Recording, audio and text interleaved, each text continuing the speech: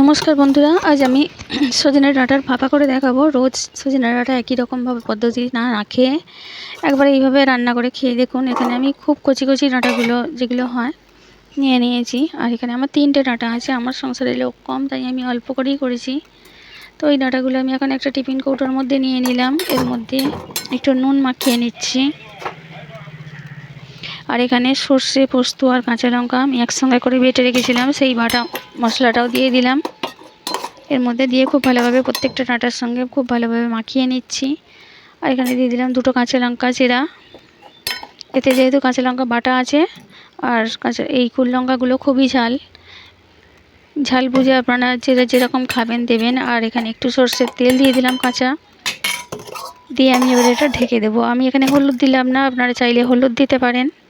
আর এখানে দেখুন বন্ধুরা, আমার ডাল সিদ্ধ হচ্ছে। এই ডালের মধ্যে দিয়ে দিলাম, ওই কৌটোটা বসিয়ে দিলাম। ডালও সিদ্ধ হবে আর ডাঁটাগুলোও সিদ্ধ হয়ে যাবে, রান্না হয়ে যাবে। যেহেতু এখন গ্যাসের প্রচুর দাম, গ্যাস বুঝে খরচা করতে হবে। দেখুন আমার ডাল সিদ্ধ হয়ে গেছে, আর ডাঁটাটা সিদ্ধ হলো কিনা আমি আপনাদের দেখাচ্ছি।